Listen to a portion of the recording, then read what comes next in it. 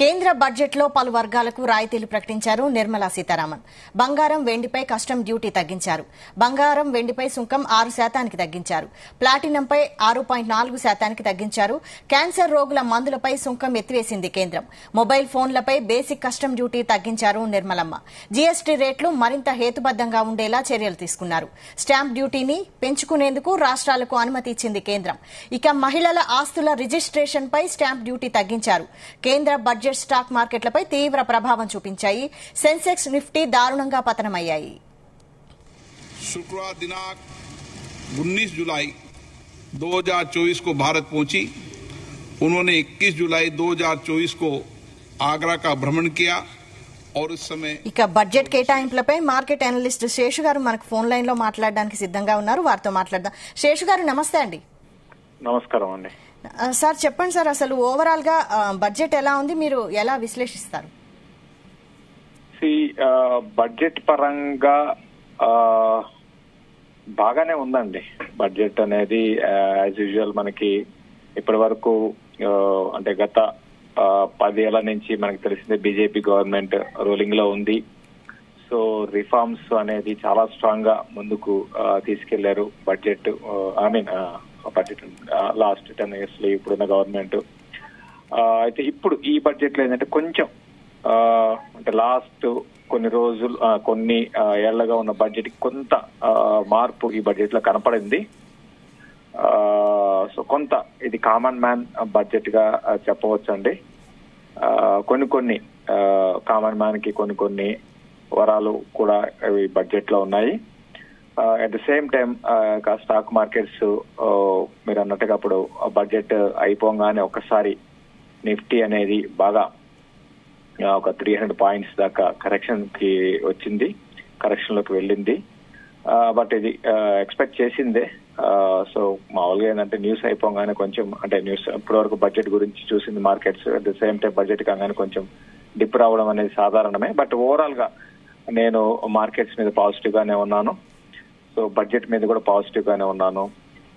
Overall గా నేను out of 10 కి 8 పాయింట్స్ దాకా బడ్జెట్ మీద బడ్జెట్ బాగుందనే చెప్తానండి.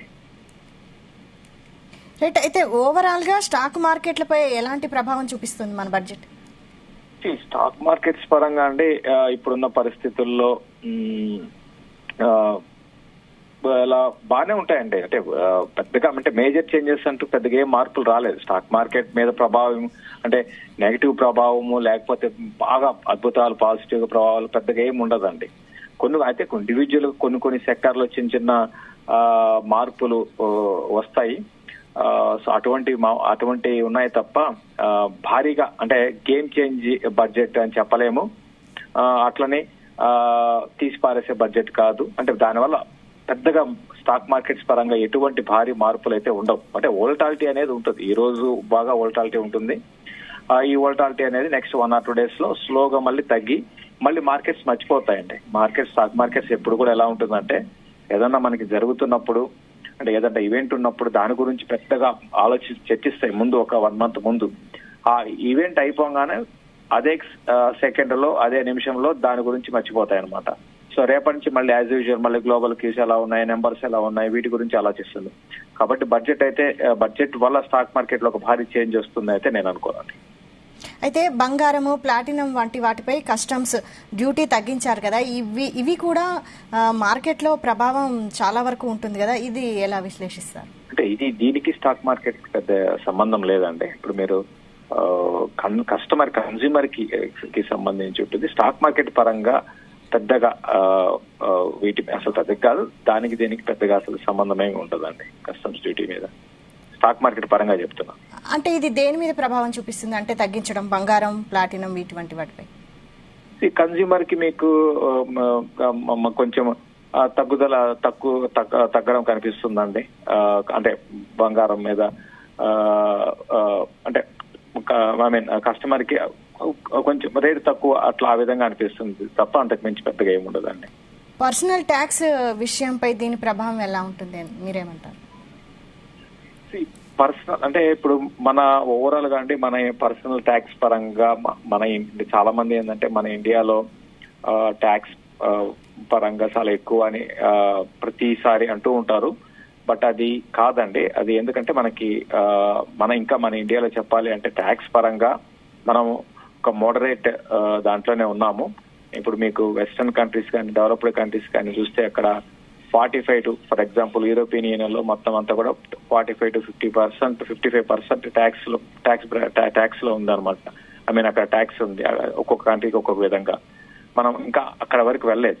కాబట్టి ఏంటంటే ట్యాక్స్ పరంగా ఇప్పుడు కూడా ఎలా ఉంటుందంటే గవర్నమెంట్ ఇన్కమ్ పెంచుకోవాలని చూస్తూ ఉంటుంది. At the same time balance చేసుకుంటూ ఇప్పుడున్న ఆర్థిక పరిస్థితులు అంచనా వేసుకుంటూ బ్యాలెన్స్ చేసుకుంటూ ముందుకు వెళ్లాలని చూస్తుందండి. సో కామన్ మ్యాన్ కి చాలా వరకు సపోర్ట్ చేయాలనే ఉద్దేశంతో ఇప్పుడున్న బడ్జెట్ కనపడుతుంది నాకు. అంటే లాస్ట్ 2 బడ్జెట్స్ తో కంపేర్ చేసుకుంటే ఇప్పుడున్న బడ్జెట్ ఏంటంటే కొంచెం కామన్ మ్యాన్ కి అనుకూలమైన బడ్జెట్ గా నేను అనుకుంటున్నాను. అయితే తెలంగాణకి స్పెషల్ ప్యాకేజ్ కూడా ప్రకటించారు కదా, ఏపీకి స్పెషల్ ప్యాకేజ్ ప్రకటించారు కదా, దీనిపై మీరేమంటారు? అది ఎక్స్పెక్ట్ చేసి అందరూ ఊహించిందే. ఎందుకంటే ఏపీ అనేది ఒక ఫైనాన్షియల్ గా చాలా వీక్ గా ఉంది. అదొక పాయింట్ ఒకటి. తర్వాత ఇంకొక పొలిటికల్ గా ఆలోచించాలి అంటే కూడా ఒకవైపు అటు టీడీపీ సపోర్ట్ కూడా ఇప్పుడు ప్రస్తుతం అవసరం ఉంది అటు బీజేపీకి. సో అటు పొలిటికల్ గాను తర్వాత ఇవే నిజంగా కూడా మాట్లాడుకోవాలన్నా కూడా ఖచ్చితంగా తెలుగు స్టేట్స్ కి రెండింటికి కూడా మంచి ప్యాకేజీలు ఇవ్వాలి. మరి ముఖ్యంగా ఆంధ్రప్రదేశ్ పరంగా చూసుకుంటే చాలా ఆర్థికంగా చాలా వెనక పడి ఉంది. కాబట్టి ఇటువంటి ప్యాకేజెస్ మోర్ అంటే ఇదని కాదు, ఇంకా ఫ్యూచర్ లో గవర్నమెంట్ నుంచి సపోర్ట్, సెంట్రల్ గవర్నమెంట్ నుంచి సపోర్ట్ రావాలండి, ఖచ్చితంగా రావాలి. దీని మీద ఇది ఎక్స్పెక్ట్ చేసిందే. అనుకున్న తగ్గట్టుగానే మనకి తెలుగు ఆంధ్రప్రదేశ్ కి ఒక ప్యాకేజ్ లాంటిది ఇవ్వడం అనేది మంచి పరిణామం అండి.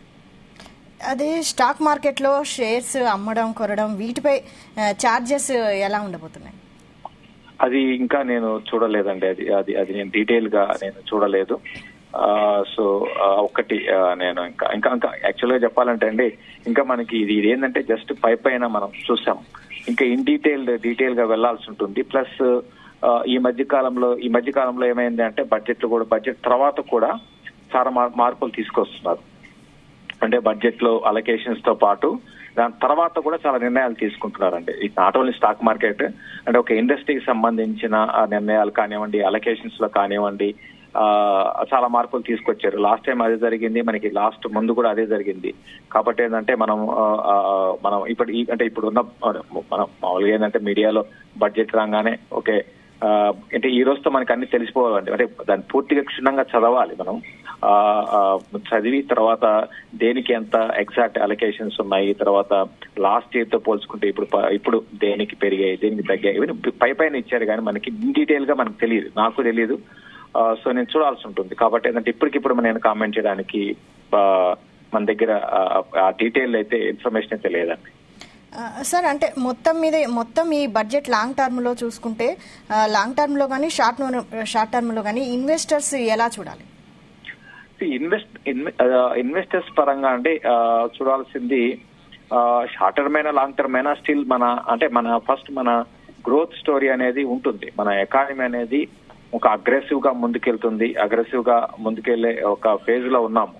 సో దానికి గవర్నమెంట్ సైడ్ నుంచి సపోర్ట్ పరంగా అంటే సిస్టమ్ డిస్టర్బ్ చేయకుండా ఉంటే చాలండి గవర్నమెంట్, సెంట్రల్ గవర్నమెంట్ పరంగా.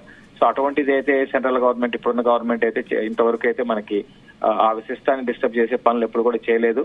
ప్లస్ రిఫార్మ్స్ కు అంటే ఇంకోటి కూడా ఏంటంటే అంటే ఫ్రీ బీసెస్ ఏవైతే ఉంటాయో, అంటే స్టేట్ గవర్నమెంట్స్ మనం చూస్తున్నాం. ఇప్పుడు ఆంధ్ర గవర్నమెంట్, కర్ణాటక గవర్నమెంట్, లేకపోతే తెలంగాణ గవర్నమెంట్, ఇక్కడ అన్ని చూస్తే ఫ్రీ అని ఉన్నాయి. బట్ సెంట్రల్ గవర్నమెంట్ పరంగా వాళ్ళు ఎటువంటి ఫ్రీని ఎంకరేజ్ చేయటం లేదు. ఏదో రైతులకి 1-2 మినహాయిస్తే ఈ ఫ్రీ కాన్సెప్ట్లు అంటే ఉచితంగా అది ఇవ్వడము, ఉచితంగా ఇది ఇవ్వడము, ఇటువంటివి లేదండి. ఎక్కువగా రిఫార్మ్స్ మీద ఫోకస్ చేశారు, తర్వాత గ్రోత్ మీద ఫోకస్ చేశారు, అదేవిధంగా ఇన్ఫ్లేషన్ పరంగా చేశారు. At the same time debt కూడా పెరుగుతుంది. ఒక నెగిటివ్ చూడాలంటే ఒకవైపు డెట్ కూడా ఇండియాకి రోజుకి పెరుగుతుంది. కాకపోతే మనకి గ్రోత్ ఉంది కాబట్టి మనకి పెరుగుతున్న డెట్ ని మనం బేస్ చేసుకుంటే ఆ గ్రోత్ ని ఓవర్కమ్ చేసి అంటే డెట్ ని ఓవర్కమ్ చేసి మనం ముందుకు వెళ్ళొచ్చు అండి. ఎందుకంటే ఇప్పుడు 7% ఇంట్రెస్ట్, ఎగ్జాంపుల్ చెప్తున్నాను, ఇంట్రెస్ట్ తీసుకొచ్చి 9% మనకి గ్రోత్ ఉంటే 2% మనం ఇంకా ముందుకు వెళ్ళినట్టు. కాబట్టి ఏంటంటే మనం even debt to GDP ratio కూడా చూడాలంటే మనం కంఫర్టబుల్ పొజిషన్ లో ఉన్నాం, ఎందుకంటే గ్రోత్ ఉంది కాబట్టి. ఓవరాల్ గా లాంగ్ టర్మ్ లో షార్ట్ టర్మ్ కొంచెం వోల్టాలిటీ ఉండొచ్చు, బట్ లాంగ్ టర్మ్ పరంగా ఇండియా మీద నేను నెక్స్ట్ 2-3 ఏళ్ళు చాలా పాజిటివ్ ఉన్నానండి. అయితే లాంగ్ టర్మ్ ఇన్వెస్ట్మెంట్ గెయిన్ 10 నుండి 15% పెంచారు కదా, మరి దీన్ని ఎలా చూస్తారు? లాంగ్ టర్మ్ ఇన్వెస్ట్మెంట్ పరంగా చూడాలంటే అంటే ఇది కొంచెం ఎక్కువేనండి. ఇది క్యాపిటల్ గెయిన్ ట్యాక్స్ కొంచెం ఎక్కువే. అంటే 1 year అంటే 1 year వరకు, అంటే 1 year తర్వాత హోల్డ్ చేసిన వాళ్ళకి ఇంతకుముందు 10% ఉండేది, ఇప్పుడు 15% చేశారు. ఒక విధంగా ఎక్కువేనండి. అంటే ఈ మధ్య స్టాక్ మార్కెట్ లోకి చూస్తున్నాము, డబ్బులు బాగా విపరీతంగా వస్తున్నాయి. సో ప్రాఫిట్ బుక్ చేసుకున్న టైంలో ఖచ్చితంగా ఇక చేసేది ఏం లేదు, 15% ట్యాక్స్ పే చేయాల్సి ఉంటుందండి. అలాగే షార్ట్ టర్మ్ గెయిన్ క్యాపిటల్ కూడా పెంచినట్టున్నారు, దీన్ని ఎలా చూస్తారు? షార్ట్ టర్మ్ అదేనండి, 2 కూడా పెంచారు. ఎందుకంటే ఏమైందంటే రీసెంట్ గా స్టాక్ మార్కెట్ లోకి విపరీతమైన డబ్బు అనేది రావడం చూస్తున్నాము. అంటే లైక్ లాస్ట్ మనకి కోవిడ్ తర్వాత దగ్గరగా 10 కోట్ల డిమాట్ అకౌంట్స్ ఓపెన్ అయ్యాయి అనమాట. సో మరి అంటే ఓపెన్ అయినా సరే ఓకే, అది పక్కన పెడితే అంతా కూడా ఏంటంటే మనీ అంతా కూడా ఈ ట్రేడింగ్ ఆప్షన్స్ ఇటువైపు వెళ్తున్నాయి. సో అల్టిమేట్ గా అంటే మనీ వ్యర్థమైపోతుంది, అంటే సక్సెస్ రేట్ ఉండదండి. ఒక ఇన్వెస్ట్మెంట్ లో ఉంటుంది తప్ప ఈ ట్రేడింగ్లు ఆప్షన్స్ చేస్తే, అంటే ట్రేడింగ్ ఎక్కువ చేస్తే ఏంటంటే ఫెయిల్యూర్ ఎక్కువ ఉంటుంది. సో బ్యాంకుల డిపాజిట్స్ తగ్గిపోతున్నాయి. సో దాని గురించి ఏంటంటే ఎప్పటి నుంచో ఉంది గవర్నమెంట్ కి కొన్ని ఎంతో కొంత ఇటువంటి నిర్ణయాలు తీసుకోవాలని, బట్ ఫైనల్ గా ఇప్పుడు కొంచెం దీని మీద ఫోకస్ చేశారండి. అంటే దీనివల్ల కంట్రోల్ అవ్వచ్చు అంటారా? మరి కంట్రోల్ అవ్వచ్చా అంటే అండి, ఇప్పుడు ట్రేడింగ్ చేసే వాళ్ళని కంట్రోల్ చేయాలి అంటే చాలా మంది గతంలో సెబీ హెచ్చరించింది, ట్రేడింగ్ చేయొద్దని హెచ్చరిస్తున్నారు, అంటే ఆప్షన్స్ జోలికి వెళ్ళొద్దని హెచ్చరిస్తున్నారు. తర్వాత గ్లోబల్ గా చూస్తే మనకి మనం రీసెంట్ గా ఇంకా రికార్డు కూడా ఏంటంటే హైయెస్ట్ ఆప్షన్స్ ట్రేడింగ్ మన ఇండియా చేస్తుంది. సో ఇటువంటివన్నీ చూస్తున్నాం. అయితే ఇప్పుడు ఒకసారికి అలవాటు పడిన వాళ్ళు మారతారంటే మారలేరు, బట్ అట్లీస్ట్ ఎవరికి వాళ్ళు తెలుసుకోవాలండి. గవర్నమెంట్ సైడ్ నుంచి కూడా చాలా వరకు ట్రేడింగ్ ని ఎంకరేజ్ చేసే ఉద్దేశం లేదని మనం దీన్ని బట్టి క్లియర్ గా అర్థం చేసుకోవచ్చు. ఈవెన్ ఇన్వెస్ట్మెంట్ లో కూడా 15% అంటే కొంచెం ఎక్కువేనండి. ఇన్ని రోజులు యాక్చువల్ గా ఏంటంటే ఇన్వెస్ట్మెంట్ ఎంకరేజ్ చేయాలి గవర్నమెంట్, బట్ ఏం చేసిందంటే ట్యాక్స్ పెంచింది, క్యాపిటల్ గెయిన్ ట్యాక్స్ పెంచింది. అది కొంచెం నెగిటివ్ అండి. అయితే మరి ప్రెసెంట్ ఇన్వెస్టర్స్ ఎలా చూడాలి, ఎలా ఉండాలి? మనం ఒకటండి, ఇవన్నీ కూడా బడ్జెట్ అనేది పెడితే, బట్ ఓవరాల్ గా ప్రెసెంట్ ఇన్వెస్టర్స్ పానిక్ కావాల్సిన అవసరం లేదు. వాళ్ళు మంచి స్టాక్ లో ఉంటే, మంచి కంపెనీలో మంచి ఇన్వెస్ట్మెంట్ చేసి ఉంటే పానిక్ కావాల్సిన అవసరం అయితే లేదండి. కాబట్టి ఏంటంటే కాకపోతే మరి బాగా పెరిగిపోయిన స్టాక్స్ లేకపోతే మీడియం స్మాల్ క్యాప్ లో ఇక్కడ నుంచి కొంచెం కరెక్షన్ రావచ్చు. బాగా పెరిగిపోయిన స్టాక్స్ కొంచెం ప్రాఫిట్ బుక్ చేసుకోమని చెప్తాను. At the same time valuations expensive stocks, fundamental గా స్టాక్స్, తర్వాత ఫండమెంటల్స్ గా ఏమాత్రం అనుకూలమైన స్టాక్స్ లో ఎగ్జిట్ కమని చెప్తాను. అయితే ఇప్పుడు కొత్త ఇన్కమ్ ట్యాక్స్ విధానంలో కూడా ఆర్థిక మంత్రి చాలా వేరియేషన్ చేశారు. 0 నుంచి 3 లక్షల వరకు 0 ఇన్కమ్ ట్యాక్స్, 3 నుంచి 7 లక్షల వరకు 5%, అలాగే 7 నుంచి 10 లక్షల వరకు 10%, 10 నుంచి 12 లక్షల వరకు 15%, ఇలా పెంచుకుంటూ పోయారు. దీన్ని ఎలా చూడొచ్చు? ట్యాక్స్ పరంగా చూడాలి అంటేనండి, ఆబ్వియస్ కంటే ఇక్కడ మీరు ఇన్కమ్ పెరుగుతున్న కొద్ది ట్యాక్స్ పెంచుకుంటూ పోతున్నారండి. సో అది మామూలుగా సాధారణంగా ఉంటుంది. దీన్ని మనం ఏ విధంగా చూడాలి అంటే ఒక విధంగా పాజిటివ్ గానే చూడాల్సి ఉంటుందండి. సో తర్వాత చాలా మంది కూడా అంటే మనం ఇంతకుముందు నేను ఇనిషియల్ కూడా చెప్పాను, ఎలా ఉంటుందంటే అండి ఫ్యూచర్ లో ఇంకా నేను అనుకోవడము ఇన్కమ్ పెరిగే కొద్దీ ట్యాక్స్ పరంగా ఎక్కువ అవుతూ ఉంటుందండి. పర్సనల్ ట్యాక్స్ అంటే ఇండివిజువల్స్ ట్యాక్స్ పే చేయాల్సిన, అంటే ఇప్పుడైనా కాదు ఇంకా రాను రోజుల్లో కూడా ఇంకా పెరుగుతూ ఉంటుంది. మనం ఇంకా ట్యాక్స్ పరంగా కూడా చెప్పాలి అంటే కొంతమేర వేరే దేశాలతో పోల్చుకుంటే తక్కువగానే ఉంది. అయితే ఇంకొక విషయం ఏంటి అంటే అయితే వేరే కంట్రీస్ లో అంటే వేరే కంట్రీస్ తో మనం పోల్స్తున్నాం కాబట్టి చెప్తున్నాను. వేరే కంట్రీస్ లో ఎలా ఉంటుందంటే అక్కడ గవర్నమెంట్ హెల్త్ కేర్ కానివ్వండి, ఎడ్యుకేషన్ కానివ్వండి, క్వాలిటీ ఎడ్యుకేషన్ ఇటువంటివన్నీ కూడా గవర్నమెంట్స్ ఇప్పుడు యూరోప్ మొత్తం కూడా చూసుకుంటే అక్కడ హెల్త్ కేర్ ఇండస్ట్రీ ఎలా ఉంటుంది, హెల్త్ కేర్ ఎలా ఉంటుందంటే గవర్నమెంటే చూసుకుంటుందండి. అది ప్రొవైడ్ చేస్తుంది హెల్త్ కేర్ పరంగా free education with quality education, quality health care అన్నమాట. అది మన ఇండియాలో ఇంకా మనకి అది లేదండి. అది వస్తుందని కూడా నేను అనుకోను. సో డిఫరెన్స్ మనం కంపేర్ చేయకూడదు. బట్ మన ఇండియన్ కండిషన్స్ కి ఇప్పుడున్న ట్యాక్స్ అనేది ఏవైతే బ్రాకెట్స్ ఉన్నాయో అది ఓకేనండి, ఓకే అనుకోవచ్చు. ఈ స్టాండర్డ్ డిడక్షన్ కూడా 50 నుంచి 75,000కు పెంచారు. దీన్ని ఎలా చూస్తారు? ఏమన్నారండి? స్టాండర్డ్ డిడక్షన్ కూడా 50,000 నుండి 75,000కు పెంచారు. అది నేను చూడలేదండి. అది రైట్ సార్. అయితే ఇంకా కొత్త స్లాబ్ విధానంతో ఉద్యోగులకు మరి లాభమా నష్టమా? లాభం అంటే ఆబ్వియస్ గా ట్యాక్స్ పెరిగితే వాళ్ళకి ట్యాక్స్ పే చేయాల్సి ట్యాక్స్ దాంట్లోకి వస్తారు కదండి. అది నెగిటివ్ అవుతుంది కదా. అయితే ప్రెజెంట్ ఇన్వెస్టర్స్ అసలు అబ్జర్వేషన్ లో ఉండాలా లేదంటే బయింగ్ ఆర్ సెల్లింగ్ చేయొచ్చా?